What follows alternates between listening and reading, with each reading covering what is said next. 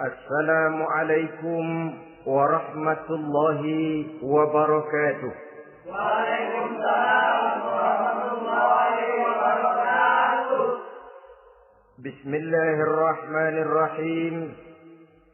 Alhamdulillahi rabbil alamin. Wabihi nasta'inu ala umuri dunya waddin. Wassalatu wassalamu ala ashrafil anbiya'i wal mursalin. Sayyidina wa maulana Muhammadin. Wa ala alihi wa ashabihil mujahidin at-tahirin, amma ba'du. Saudara-saudara kaum muslimin rahimakumullah. Di dalam surah Al-Ankabut ayat 2, Allah Subhanahu wa ta'ala memberikan peringatan. Ahasiban nasu ayyutraku ayyaqulu amanna wa hum la yuftanun. Adakah manusia menyangka bahwa mereka akan dibiarkan saja mengucapkan amanna, dibiarkan saja mengatakan kami beriman kepada Allah, wa hum la yuftanun, padahal mereka belum diuji lebih dahulu. Ini berarti apabila seseorang sudah berani mengatakan amanna, kami beriman kepada Allah, maka hendaklah ia bersiap-siap untuk menghadapi ujian. Setelah ujian datang, barulah akan nampak nyata kadar dan kualitas keimanan yang dimiliki oleh seseorang. Timbul pertanyaan, mengapa orang yang beriman yang justru diuji oleh Allah Subhanahu wa ta'ala? Logikanya tentu ringan saja, bahwa yang mengikuti ulangan di sekolah tentu adalah anak-anak sekolah. Kalau tidak sekolah, tentu saja tidak perlu ikut ulangan. Makin tinggi kelasnya, makin berat soal ulangan yang diberikan kepadanya. Demikianlah dalam kehidupan beragama. Justru yang beriman, yang mendapat ujian dari Allah Subhanahu wa ta'ala, semakin tinggi nilai kualitas keimanannya, akan semakin berat ujian dan cobaan yang diberikan kepadanya. Nabi kita Muhammad sallallahu alaihi wasallam pernah pula memperingatkan. Beliau bersabda, "Inna asyaddal bala'i al-anbiya, thumma al-awliya, thumma al-ulama, thumma al-amsal fal-amsal, ubtuliyan nasu ala hasabi dinih." Sesungguhnya ujian yang paling berat adalah yang telah diberikan Allah kepada para nabi-nabi. Di bawah itu adalah para aulia, kemudian para ulama, bertahap ke bawah dan ke bawah, diuji setiap orang menurut keteguhan dan kekuatannya berpegang kepada agamanya. Jadi semakin teguh kita berpegang kepada ajaran agama, semakin dekat kita dengan aturan-aturan agama, semakin berat ujian dan cobaan yang datang menimpa kehidupan ini. Maka persoalan inilah yang akan kita bicarakan pada pertemuan kali ini, tentang cobaan-cobaan yang datang menimpa kehidupan kita. Pokok persoalannya adalah surah Al-Baqarah ayat 155. Allah Subhanahu wa ta'ala menjelaskan jenis-jenis ujian yang diberikan kepada kita orang-orang yang beriman. Dalam Al-Baqarah 155 itu Allah Subhanahu wa ta'ala menjelaskan, وَلَنَبْلُوَنَّكُمْ بِشَيْءٍ مِنَ الْخَوْفِ وَالْجُوعِ وَنَقْصٍ مِنَ الْأَمْوَالِ وَالْأَنْفُسِ وَالثَّمَرَاتِ وَبَشِّرِ الصَّابِرِينَ الَّذِينَ إِذَا أَصَابَتْهُمْ مُصِيبَةٌ قَالُوا إِنَّا لِلَّهِ وَإِنَّا إِلَيْهِ رَاجِعُونَ. وَلَنَبْلُوَنَّكُمْ بِشَيْءٍ مِنَ الْخَوْفِ, dan tentu dan pasti kata Allah, kami akan menguji kamu sekalian, kami akan mencoba kamu sekalian dengan sebagian kecil dari rasa takut. Wal ju', rasa lapar, wa naqsim minal amwal wal anfusi was samarat, kekurangan harta, jiwa dan buah-buahan. Ada 5 macam jenis ujian yang dijelaskan di dalam Al-Baqarah 155 ini. Yang pertama, walanabluwannakum bisyai'im minal khauf. Kami uji, kami coba kamu dengan sebagian kecil daripada rasa takut. Setiap manusia terlahir dengan membawa 2 sifat. Yang kontroversi, akan disebut apa seseorang bergantung kepada sifat mana yang lebih menonjol di dalam dirinya. Tiap orang punya rasa berani, tiap orang punya rasa takut. Kalau beraninya lebih besar daripada takutnya, ia dinamakan pemberani. Tapi kalau takutnya yang lebih besar daripada beraninya, ia dinamakan penakut. Tapi yang jelas, 2 sifat kontroversial ini memang ada dalam diri manusia. Akan diuji kamu sekalian dengan sebagian kecil daripada rasa takut. Takut yang kadang-kadang tidak beralasan. Yang kaya takut jatuh miskin, yang punya jabatan takut kehilangan kedudukan dan pengaruhnya, dan pada akhirnya yang hidup pun menjadi takut mati. Sesuatu yang sungguh tidak beralasan dan menimbulkan kegelisahan di dalam kehidupan. Mari kita lihat dampak yang ditimbulkan oleh rasa takut ini. Ada orang kaya yang takut jatuh miskin. Akibat rasa takutnya ini, pertama, ia menumpuk-numpuk harta sebisa-bisanya dengan menghalalkan segala macam cara. Tidak peduli halal haram, tidak ngerti hak batil, tidak tahu hak dan pantas dan ma'ruf munkar atau tercela. Yang penting ia bisa menumpuk-numpuk harta, menimbun-nimbunnya, tidak hanya cukup untuk dirinya sendiri. Kalau perlu anaknya sudah dipersiapkan untuk jadi orang kaya, cucunya disiapkan jadi orang kaya, anak cucunya, cucu-cucunya, seluruhnya. Dia takut jatuh miskin. Kemudian akibat dari rasa takut ini, ia pun terjebak ke dalam penyakit bakhil bin pelit alias kikir. Tidak sedikit pun tergerak hatinya untuk memberikan bantuan dan pertolongan kepada mereka yang memang memerlukannya. Termasuklah ia ke dalam apa yang diingatkan Allah. Allazi jama'a malan wa addadahu yahsabu anna malahu akhlada. Orang-orang yang menumpuk-numpuk harta kemudian menghitung-hitungnya. Dia menyangka bahwa hartanya akan dapat mengekalkan kehidupannya di dunia ini. Dia menyangka hartanya akan dapat mengekalkan kebahagiaannya di dalam kehidupan ini. Maka kerjanya hanya menumpuk dan menumpuk. Dan dia sangat takut untuk jatuh miskin. Saudara-saudara kaum muslimin, rahimakumullah. Lalu yang kebetulan punya jabatan takut kehilangan kedudukan dan pengaruhnya. Maka ia akan melakukan segala cara dan jalan untuk menjaga keamanan dan ketenangan dari jabatan yang sedang didudukinya. Hilang kesadaran bahwa jabatan adalah amanah. Hilang pengertian bahwa kedudukan adalah alat untuk berbuat baik dan mengabdi kepada sesamanya. Yang ada pikirannya hanyalah bagaimana menjaga kedudukan dan pengaruhnya agar tetap ada dalam dirinya. Segala cara pun dilakukan dan kadang-kadang ia kehilangan kontrolnya. Kemudian pada akhirnya manusia pun dilanda oleh perasaan takut mati. Sungguh sangat tidak beralasan sama sekali. Karena mati adalah kewajiban dari semua yang bernama hidup. Dan Nabi mengingatkan, al-mautu babun fa kullun nasi dakhilu.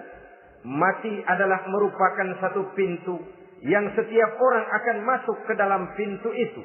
Bahkan mati sesungguhnya bisa merupakan nasihat di dalam kehidupan kita. Beliau bersabda, taraktu fikum nasihataini, natiqan wa samitan. Aku tinggalkan kepada kamu 2 macam nasihat. Pertama, nasihat yang pandai bicara, dan yang kedua, nasihat yang diam saja. Sahabat bertanya, nasihat yang pandai bicara itu apa ya Rasul? Beliau menjawab, Al-Quran. Kalau nasihat yang diam saja apa ya Rasul? Beliau menjawab, maut. Saudara-saudara kaum muslimin rahimakumullah. Yang kaya takut miskin. Yang punya jabatan takut kehilangan kedudukan dan pengaruhnya. Dan pada akhirnya yang hidup pun menjadi takut mati.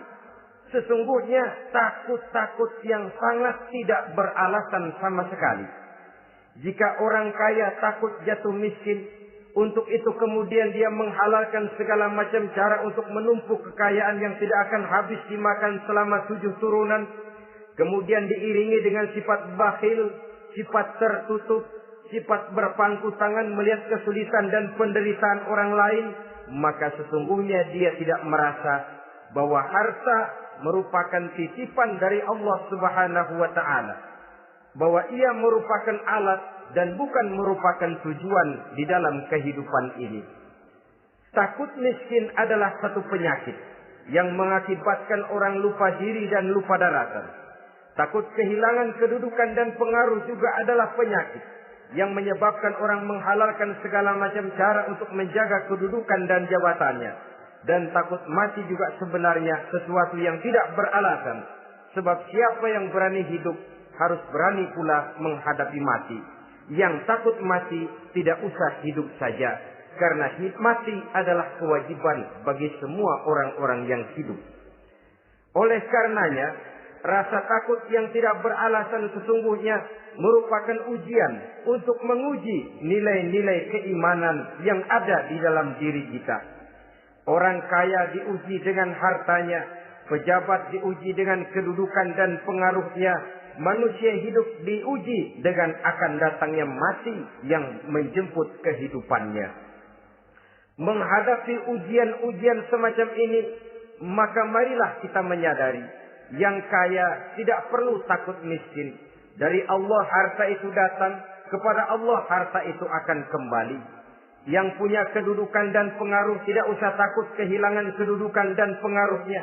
Karena jabatan sesungguhnya merupakan amanah dari Allah Subhanahu wa ta'ala yang harus digunakan dan dianggap sebagai kesempatan untuk berbuat kebajikan sebanyak-banyaknya. Saudara-saudara kaum muslimin rahimakumullah. Ini bagian pertama dari ujian-ujian yang ada dalam Al-Baqarah 155. Wala nabluwannakum bisyai'im minal khauf. Kami akan uji, kami akan coba kamu dengan sebagian kecil daripada rasa takut. Takut yang kadang-kadang saya katakan sekali lagi sangat tidak beralasan. Akibatnya bisa menimbulkan gejala-gejala yang aneh di dalam kehidupan kita. Saudara-saudara, yang kedua, walju, akan kami uji kamu dengan rasa lapar. Kelaparan belum tentu identik dengan kemiskinan. Bahkan di dalam surah An-Nahl ayat 112, Allah Subhanahu wa ta'ala memberikan contoh yang sangat nyata dan jelas. وَضَرَبَ اللَّهُ مَثَلًا قَرْيَةً كَانَتْ آمِنَةً مُطْمَئِنَّةً يَأْتِيهَا رِزْقُهَا رَغَدًا مِنْ كُلِّ مَكَانٍ فَكَفَرَتْ بِأَنْعُمِ اللَّهِ فَأَذَاقَهَا اللَّهُ لِبَاسَ الْجُوعِ وَالْخَوْفِ بِمَا كَانُوا يَصْنَعُونَ. Allah memberikan contoh bagaimana keadaan satu negeri yang makmur, aman, tenang, tentram. Rezekinya datang dari segala arah. Fakafarat bi an'umillah, tapi sayang sekali penduduknya kufur dengan nikmat yang diberikan Allah Subhanahu wa ta'ala kepada mereka. Akibatnya fa'azaqahallahu libasal ju'i wal khauf. Allah timpakan kepada mereka kelaparan dan ketakutan bima kanu yasnaun, sebagai akibat dari apa yang telah mereka lakukan. Marilah kita melihat contoh dalam Al-Quran ini untuk mengadakan introspeksi di dalam diri dan kehidupan kita masing-masing. Adalah satu keberuntungan bahwa kita sebagai manusia dijadikan Allah sebagai khalifahnya di permukaan bumi ini, yang ditugaskan untuk membudidayakan alam, mengelola dan mengambil manfaatnya bagi sebesar-besar manfaat di dalam kehidupan kita. Dijadikannya bumi untuk tempat tinggal kita sebagai hamparan di mana segala fasilitas dan kebutuhan hidup kita tersedia. Tinggal lagi kita pandai-pandai mengelolanya. Apalagi buat kita Muslim yang tinggal di persada Nusantara tercinta Indonesia ini. Satu negara yang orang katakan untayan jamrut katulistiwa, yang hijau ranau subur makmur, melahirkan slogan dengan kata gemah rifah loh jenawi toto tentrem kerto raharjo. Negara yang demikian subur, negara yang demikian indah, negara yang demikian hijau ranau ini, apabila kita terkena fakafarat bi an umillah, kufur kepada nikmat yang diberikan oleh Allah kepada kita, dia tidak akan mendatangkan ketenangan, dia tidak akan mendatangkan kesejahteraan, bahkan akan sangat boleh jadi akan menimbulkan kekacauan, ketidaktenangan dan kelaparan di tengah negara yang subur makmur. Inilah yang sangat menyedihkan. Kenapa ini bisa terjadi? Fakafarat bi an umillah, orang kufur terhadap nikmat yang diberikan Allah Subhanahu wa taala. Diberikan negara yang subur, makmur, indah, hijau ranau, tapi dikelola dengan cara yang brutal dan membabi buta. Menguras sumber daya alam melampaui sebagaimana yang seharusnya, sehingga memperkosa keadaan alam itu sendiri. Hutan dan belukar yang ditebangi secara liar dan sembarangan akan melahirkan gurun-gurun pasir yang gersang dan tandus. Sehingga dengan demikian maka akan mengakibatkan malapetaka bagi kehidupan manusia itu sendiri.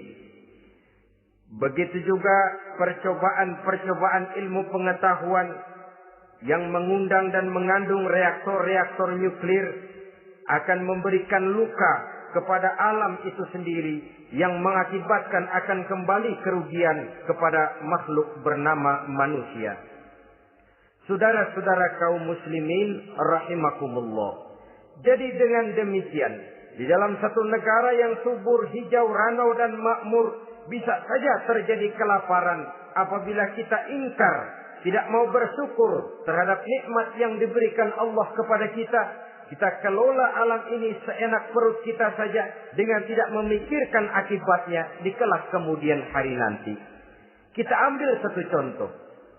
Orang-orang tua kita dulu pada umur 60 tahun, 70 tahun, kalau dia menanam kelapa, orang lalu bertanya, kakek nanam kelapa untuk siapa nanti? Apa jawabannya? Untuk anak cucu saya. Umur 60 tahun atau umur 70 tahun, ia masih menanam pohon kelapa. Untuk apa katanya? Untuk anak cucu saya di belakang kemudian hari nanti. Orang yang bisa menanamkan sesuatu untuk generasi yang akan datang, itulah orang tua yang bijaksana. Tapi orang yang menanam sesuatu hanya untuk kepentingan dirinya sendiri saja, maka itulah orang yang hanya mementingkan diri sendiri atau orang egois. Tapi lebih celaka lagi, orang yang mau melakukan sesuatu yang akan meninggalkan akibat bagi generasi yang akan datang, akibat yang tidak baik, itulah orang yang aniaya, orang yang zalim di dalam kehidupan kita. Bumi, tempat di mana kita manusia tinggal, bukan satu wujud yang tanpa batas. Pernahkah kita membayangkan cuma satu bumi untuk dihuni oleh 5 miliar lebih dari makhluk bernama manusia, yang kadang-kadang pertumbuhan sarana untuk menunjang kehidupan tidak sepesat pertumbuhan jumlah makhluk bernama manusia itu sendiri. Oleh karena itu kita dituntut untuk pandai-pandai mengelola, membudidayakan alam ini dengan tetap menjaga keseimbangannya, sehingga bahaya kelaparan yang merupakan ujian di dalam kehidupan, insya Allah tidak akan kita temukan di dalam kehidupan kita. Saudara-saudara kaum muslimin rahimakumullah. Ini kelaparan dalam artian sebagai satu bangsa. Bisa juga kelaparan dalam artian dalam kehidupan pribadi daripada manusia. Hidup ini kata orang berjalan bagaikan roda pedati. Sekali tempo naik kita ke atas, lain saat turun kita ke bawah. Ada saatnya kita jaya, ada saatnya kita pun mengalami kemunduran. Oleh karena itu, pasang surut kehidupan ini membuat orang seharusnya sadar bahwa pasang surut itu tidak harus menyebabkan pasang surutnya dia di dalam melaksanakan ibadahnya kepada Allah Subhanahu wa Ta'ala. Kelaparan boleh jadi memang merupakan ujian untuk menguji nilai-nilai keimanan seseorang. Apabila dalam kondisi lapar imannya mantap, imannya teguh, imannya kuat, maka dalam kondisi di mana perutnya tidak lapar, tentu iman itu akan lebih bertambah mantap lagi.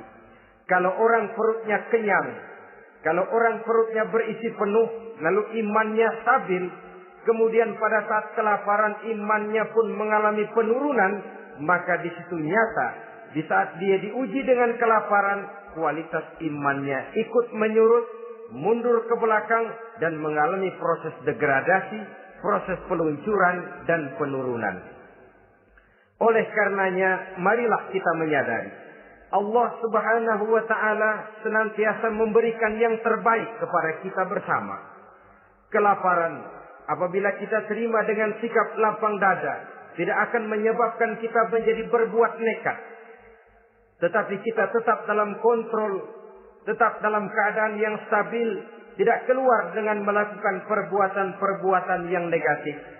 Bagaimanapun kita ingin membela dan mempertahankan kelangsungan hidup, betapa dan bagaimanapun kita ingin menjaga kelangsungan perut, namun kita tetap tidak keluar dari norma-norma dan kaedah-kaedah yang telah ditentukan di dalam kehidupan beragama. Inilah cobaan yang kedua yang ada dijelaskan dalam Al-Baqarah ayat 155 tadi berupa kelaparan. Yang ketiga, wa naqsim minal amwal, kekurangan harta alias kemiskinan. Kemiskinan, saudara-saudara, merupakan ujian dari Allah Subhanahu wa Ta'ala untuk menguji sejauh mana kekuatan iman yang kita miliki di dalam kehidupan. Tetapi sesungguhnya bukan hanya kemiskinan, kekayaan pun pada hakikatnya juga merupakan ujian. Namun umumnya manusia akan lebih merasa diuji jikalau dia miskin daripada diuji jikalau dia menjadi orang yang kaya. Pada sisi lain kenyataan mengatakan banyak orang lulus ketika diuji dengan kemiskinan, tetapi gagal berantakan setelah diuji dengan kekayaan. Kemiskinan pun apabila kita lihat dari segi kehidupan bermacam bentuknya. Ada kemiskinan di bidang ilmu pengetahuan. Karena kemiskinan dan kebodohan memang merupakan dua saudara yang seakan-akan sekandung. Yang satu bisa menimbulkan yang lain, tapi paling celaka kalau keduanya sudah berjalan beriringan. Maksud saya, kemiskinan bisa menimbulkan kebodohan, kebodohan bisa menimbulkan kemiskinan, tapi yang paling celaka sudahlah miskin, bodoh pula. Miskin ilmu. Yang kedua, miskin akhlak. Ini lebih parah lagi daripada miskin ilmu. Kalau miskin ilmu orang sekedar goblok bin bodoh alias tolol, maka miskin akhlak ini menyebabkan orang kurang ajar, tidak punya budi pekerti. Sehingga dengan demikian miskin akhlak sesungguhnya lebih bahaya daripada miskin ilmu. Adapun miskin yang kita kenal pada umumnya dan juga yang dimaksud dalam ayat ini adalah miskin harta. Imam Ali karramallahu wajhah pernah memberikan peringatan. Kadal faqru ayyakuna kufran. Boleh jadi kemiskinan mendekatkan orang kepada kekufuran. Dengan kata lain, biasanya kemiskinan bisa membuat orang nekat. Kalau sudah nekat, maka bukan cuma harga diri yang terjual, bukan cuma keluarga yang terjual, bukan cuma nilai-nilai materi yang dimilikinya yang terjual, bahkan iman dan keyakinannya. akidah dan pandangan hidupnya pun tidak akan segan-segan digadaikannya, dijualnya untuk mengatasi kelaparan dan kemiskinan itu tadi. Padahal selalu diingatkan, pandangan dan keyakinan, iman sesungguhnya merupakan insan paling mahal, sesungguhnya merupakan mutiara paling berharga di dalam kehidupan kita. Maka kemiskinan memang merupakan ujian. Banyak orang yang kebal berhadapan dengan segala macam cobaan, tapi pada saat diuji dengan kemiskinan, ia tidak tahan diri, ia tidak sanggup menjaga dan mempertahankan akidahnya, maka akidah yang cuma satu-satunya pun ikut terjual juga adanya.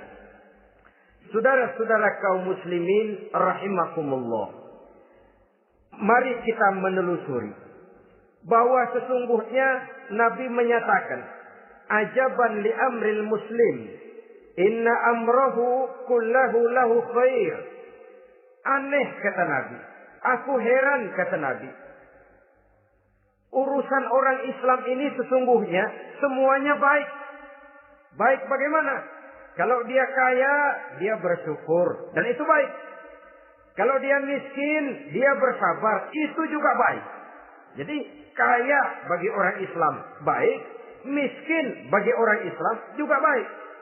Kalau dia kaya, dia kan bisa berkata, alhamdulillah saya kaya, mudah-mudahan harta ini bisa menunjang ibadah saya kepada Allah Subhanahu wa taala. Baik.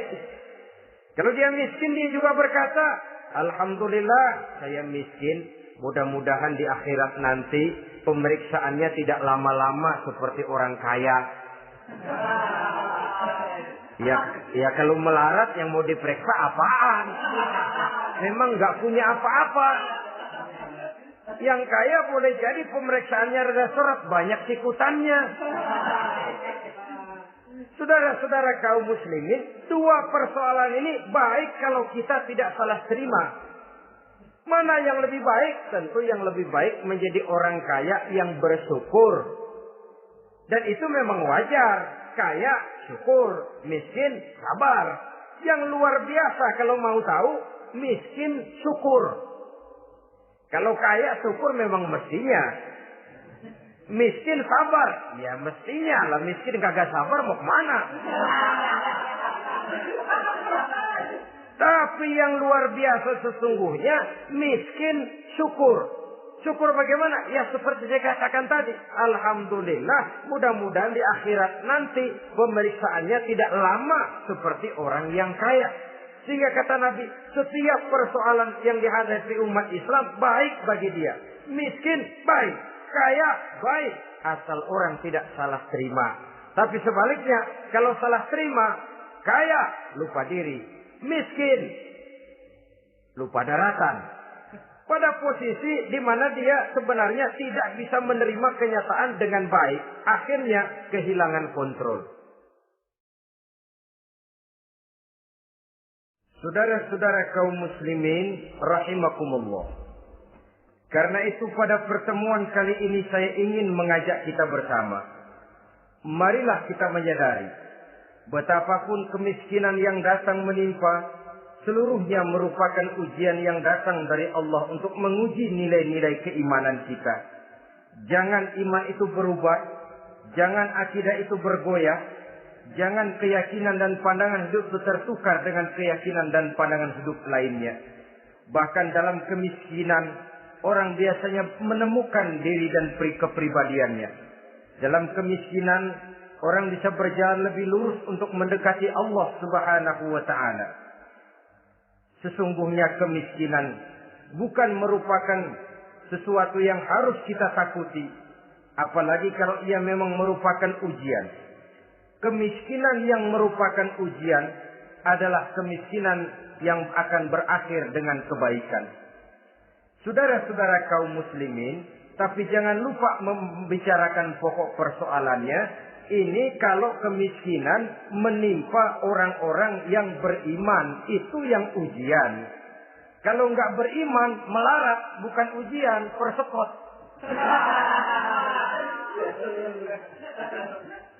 Nah, orang lalu bertanya, Pak, kalau orang kafir kaya bagaimana? Nah, begini saudara-saudara. Dalam agama itu ada yang disebut nikmat, ada yang disebut istidraj. Kalau nikmat itu hanya diberikan kepada hamba-hamba yang beriman. Kalau istidraj itu diberikan kepada siapa saja yang mau berusaha. Tidak soal dia beriman atau tidak. Tidak soal dia mau bersujud atau tidak. Asal dia berusaha, dia dapat.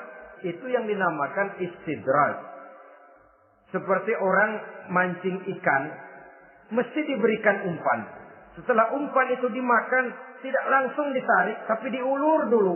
Sampai kira-kira mata kail itu nyangkut di leher si ikan, baru diangkat ikan itu ke atas. Dan sampai di atas kita bisa maklum nasib ikan tadi. Bisa digetok, bisa dibacok, bisa digoreng, bisa dipepes. Tapi yang jelas nasibnya merana. Maka kalau ada orang makin jauh dari agama, makin kaya. Makin tidak mau sholat, makin berlimpah hartanya. Saudara tidak usah heran. Cukup dalam hati saja. Ikan lo. Jangan keras-keras, marah dia.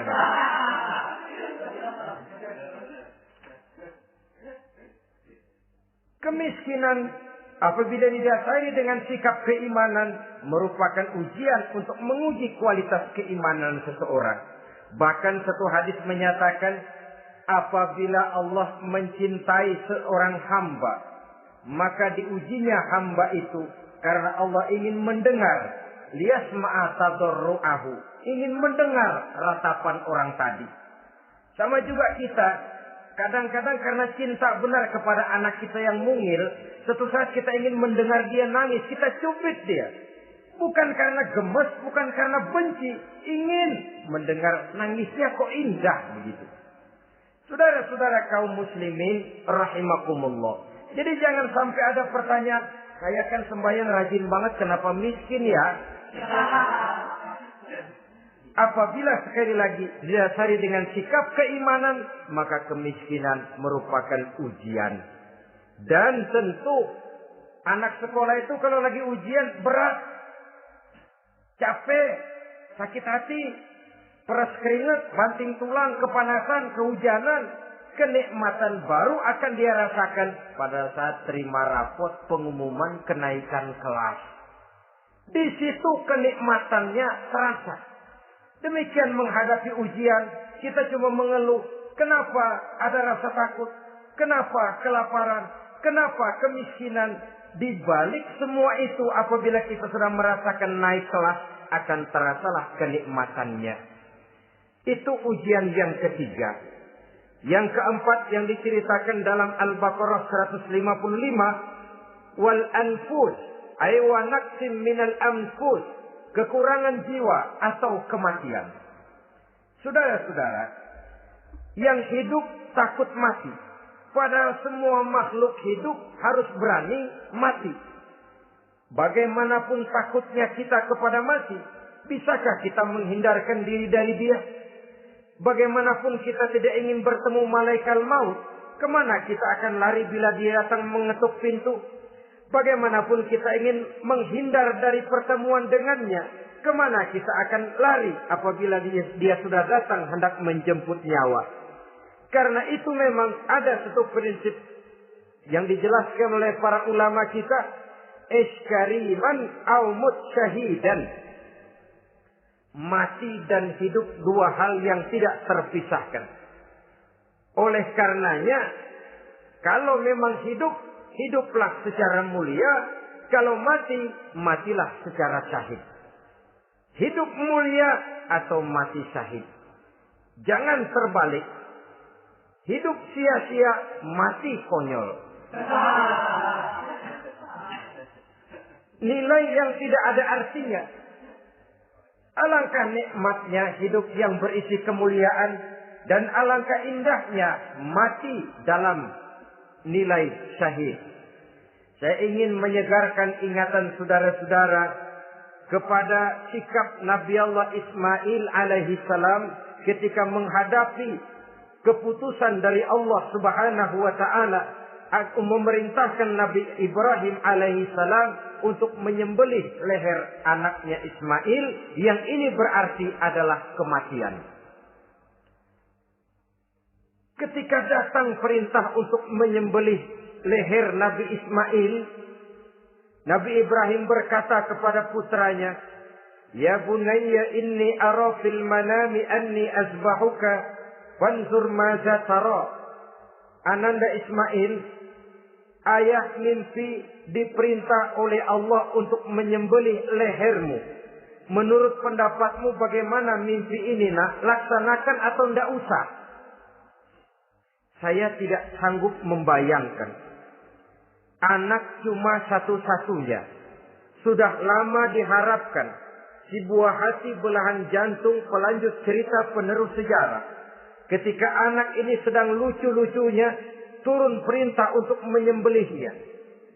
Ya, kalau anak kita banyak, turun perintah potong leher anakmu, mungkin kita bisa pilih yang mana yang rada bandelan nih.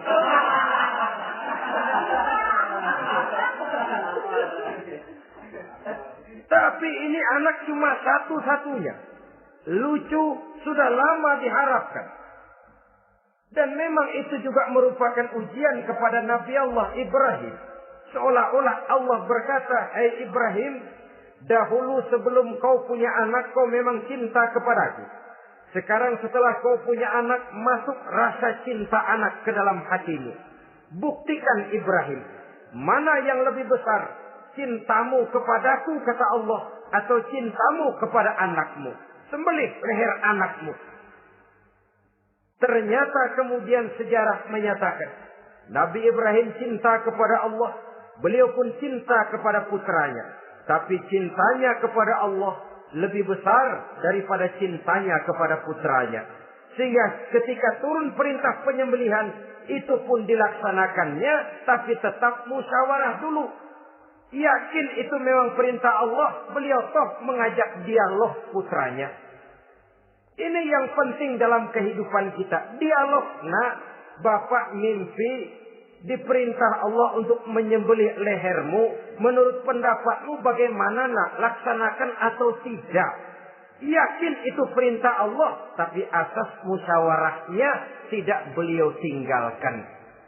Walaupun yakin orang tua berbuat untuk kebaikan anak, alangkah baiknya anak diajak bicara. Sehingga dengan hasil pembicaraan ini nanti kita akan mengerti gejala perkembangan dan kemauan dari jiwa si anak tadi. Saudara-saudara kaum muslimin, apa jawaban Nabi Allah Ismail yang ketika itu masih remaja? Beliau menjawab, "Ya abatif al-ma tu'mar, satajiduni insyaallahu minas sabirin." Bapak, jikalau memang ini memang perintah Allah, laksanakan saja Bapak. Tidak usah ragu. Mudah-mudahan nanti Bapak akan menemukan saya termasuk ke dalam golongan orang-orang yang sabar. Ini pantulan doa Nabi Ibrahim dahulu ya, ketika meminta seorang keturunan yang merupakan anak yang soleh. Jawaban dari anak yang soleh. Kalau memang ini perintah Allah Bapak, laksanakan saja. Saya insya Allah termasuk ke dalam golongan orang-orang yang sabar. Kalau Allah memerintahkan Bapak untuk menyembelih leher saya, silahkan Pak.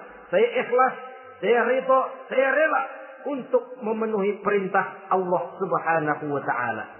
Ini jawaban anak soleh. Sebab itu sering saya katakan, kalau kita cuma punya anak pintar tidak soleh, mungkin jawabannya nggak begini. "Nak, Bapak diperintah motong leher kamu, nak. Bagaimana pendapatmu?" Mungkin dia jawab, "Bapak aja yang tuaan, Pak."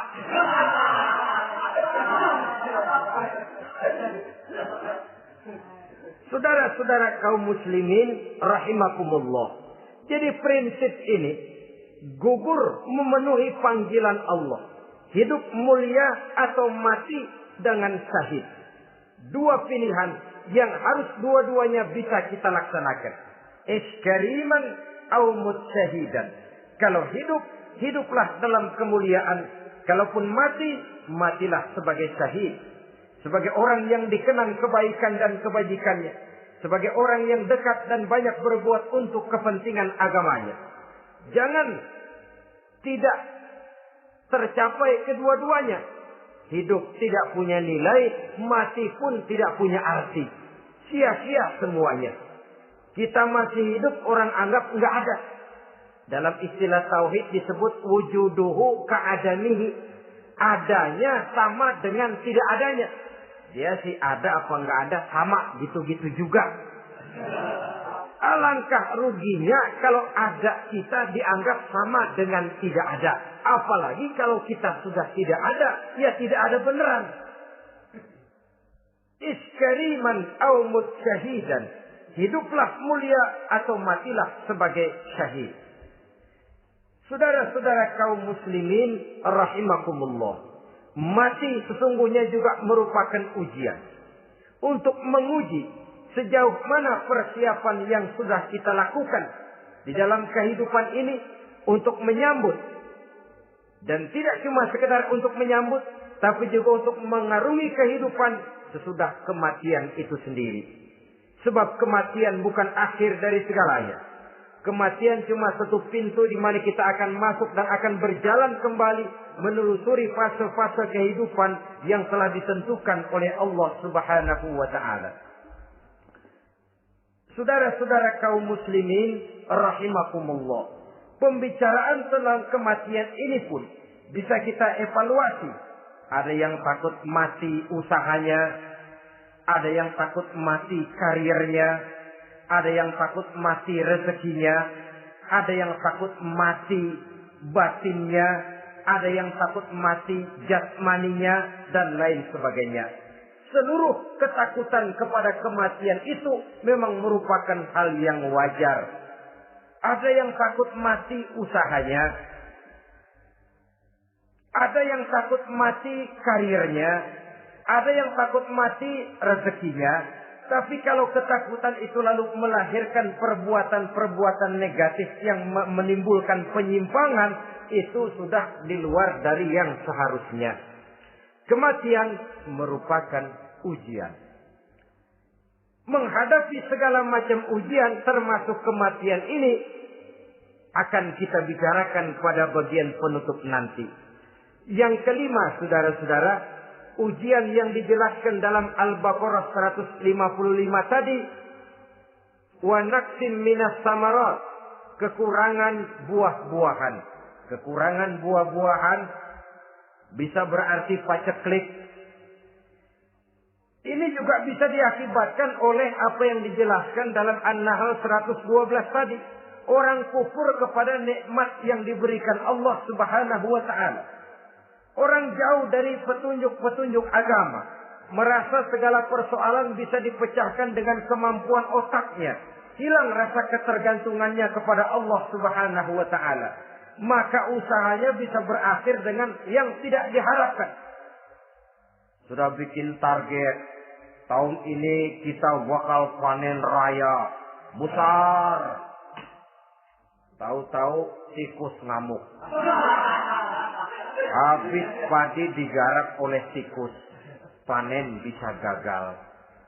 Bahkan beberapa tahun yang lalu, kita masih ingat bagaimana ulat-ulat menyerbu pohon-pohon jambu. Ribuan batang pohon jambu. Ribuan pohon-pohon jambu itu mati. Lalu jambu-jambu itu tidak bisa lagi dimanfaatkan dalam kehidupan. Tikus yang menyerbu sawah. Ulat yang menyerbu pohon-pohon jambu.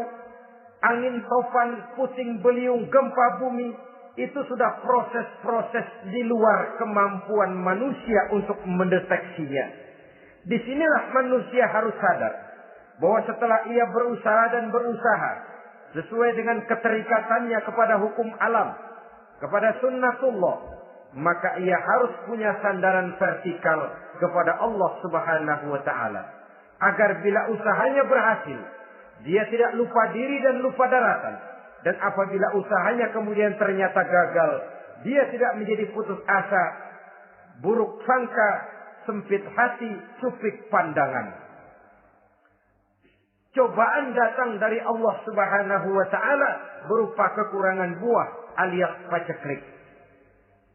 Saudara-saudara, menghadapi cobaan dan ujian yang saya katakan tadi, 5 macam ini, apa konsepnya?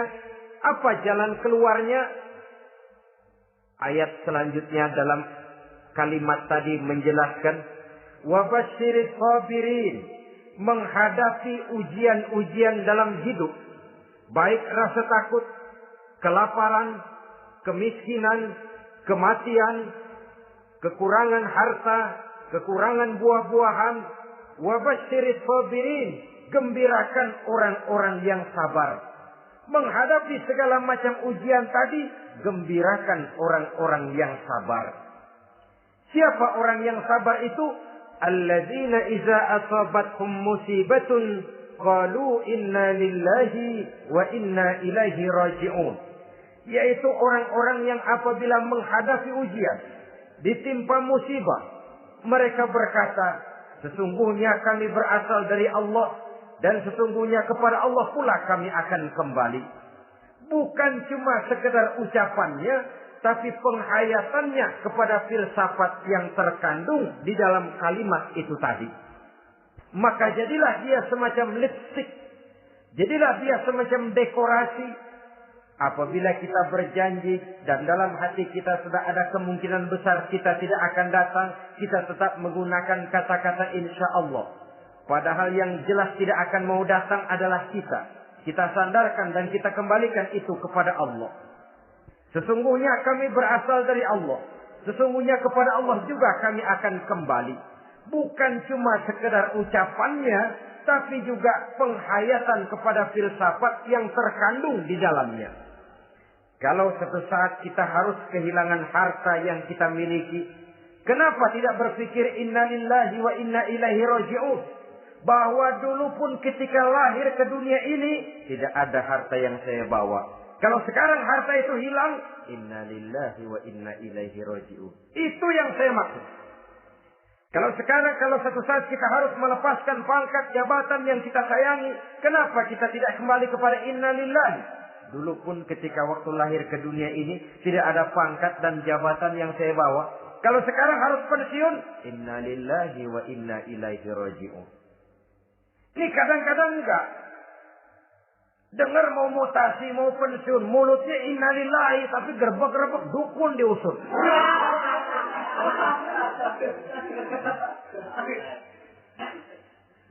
Keluarganya meninggal, mulutnya innalillahi, tapi nangisnya tetap enggak mau berhenti. Bukan cuma sekedar ucapannya, tetapi penghayatan kepada nilai dan filsafat yang terkandung di dalam kalimat innalillahi itu. Sesungguhnya segalanya saja berasal dari Allah. Segalanya saja akan kembali kepada Allah Subhanahu wa ta'ala.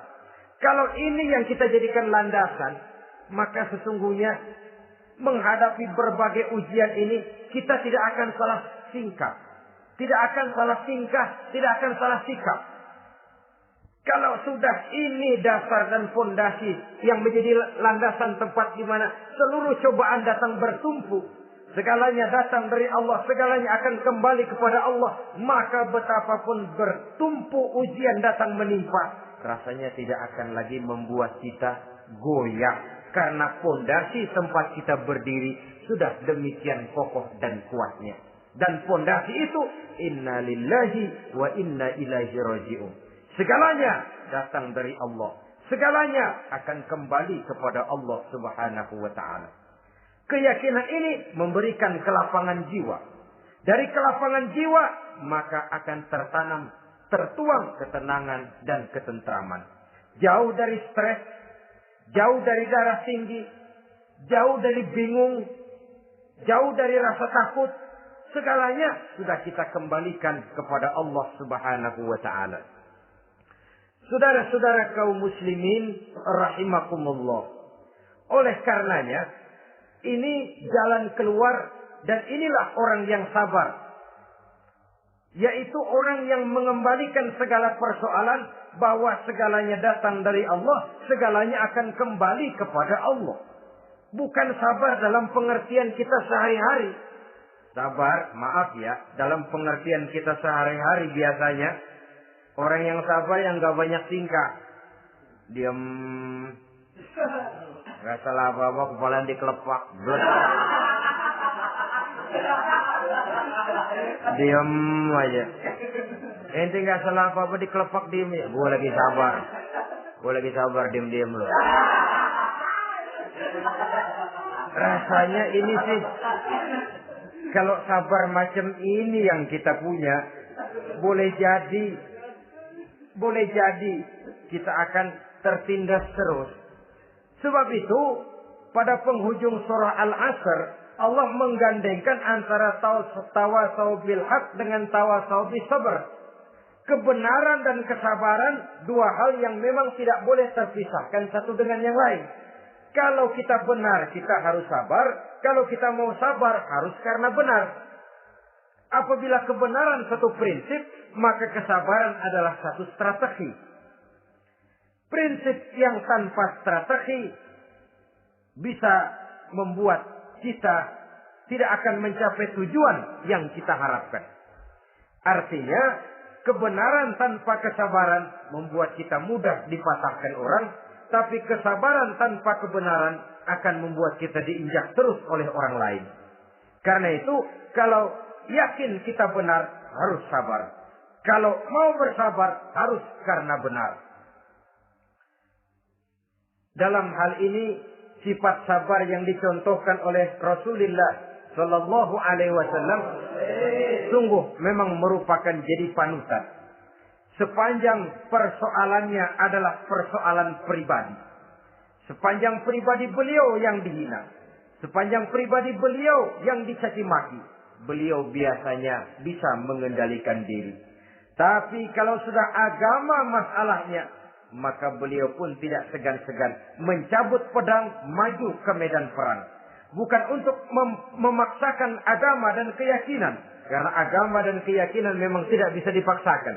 Tapi untuk menjaga, membela dan mempertahankan agama dari hinaan, cemoohan dan caci maki orang lain. Yang kita lakukan sebaliknya. Kalau pribadi kita yang dihina, marahnya 17 langit. Tapi kalau sudah agama dicaci maki orang, agama dihina orang, agama diremehkan orang, biarin dah, masih banyak ustaz. Cuma masalah ustadzkah agama itu? Cuma urusan kiaikah agama itu? Tidak. Agama itu urusan setiap pribadi muslim. Ya, dia jadi pengusaha. Ya, dia jadi pejabat. Ya, dia jadi seniman. Ya, dia jadi teknokrat. Ya, dia jadi ekonom. Ya, dia jadi pakar di berbagai bidang. Agama adalah masalah setiap kita. Kalau pribadi Nabi yang dicaci, pribadi yang dihina dan dicemoohkan orang, beliau mengendalikan diri. Tapi kalau sudah agama taruhannya, beliau tidak segan-segan cabut pedang maju ke medan perang. Sabar tapi pada tempatnya. Sabar tidak dalam artian diam, delohom, ayem-ayem, gelenggem, menunggu embun yang turun dari langit. Emang lagi lapar, sabar aja. Gak usah makan, nanti juga waktunya Tuhan kasih kenyang-kenyang. Kalau sabar macam ini yang kita pakai, lapar terus dah. Emang giliran sakit, sabar aja. Gak usah berobat, nanti juga waktunya baik, sembuh. Mati terus dah.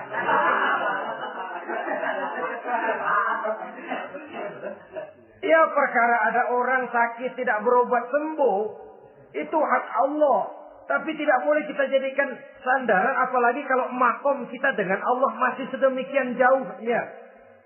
Itu hanya ucapan dari orang-orang yang makom dia dengan Allah itu sudah tidak ada jarak. Permohonannya dipenuhi, kehendaknya dituruti, sebab dia dengan Allah sudah sedemikian dekatnya. Kalau kita masalahnya, yang antara kita dengan Allah ini dilapisi oleh dosa dan kesalahan yang kita kerjakan sendiri, rasanya kita masih harus banyak berbuat sesuai dengan keterikatan kita kepada sunnatullah itu. Orang yang sabar adalah orang yang sadar kepada hakikat dan filsafat yang terkandung di dalam kalimat inna lillahi wa inna ilaihi raji'un. Segalanya datang dari Allah, segalanya pun akan kembali kepada Allah. Harta yang hilang tidak membuat kita gundah. pangkat yang harus kita tanggalkan, tidak membuat kita kecil hati dan tidak akan meninggalkan medan pengabdian. Kenapa? Kita cuma menganggap itu satu titipan. Lain kalau kita anggap itu punya kita, jabatan punya kita. Nah, itu yang kita suka wangkeng. Saudara-saudara kaum muslimin, kesimpulannya banyak cobaan-cobaan dalam hidup. Yang dibicarakan dalam Al-Baqarah 155 ini sebagian kecil dari rasa takut, kelaparan, kemiskinan, kematian, dan kekurangan buah-buahan. Menghadapi segala macam ujian tadi, kembalilah kita kepada dasar inna lillahi wa inna ilaihi raji'un. Segalanya datang dari Allah, segalanya pun akan kembali kepada Allah. Semoga dengan sikap ini kita akan lapang dada menghadapi ujian dan akan semakin tangguh iman dan akidah kita menghadapi cobaan yang datang menimpa. Inilah pertemuan pada kali ini. Semoga ada manfaatnya. Terima kasih atas segala perhatian. Mohon maaf atas segala kekurangan. Usikum wa nafsi bitaqwallah. Wassalamualaikum warahmatullahi wabarakatuh. Waalaikumsalam.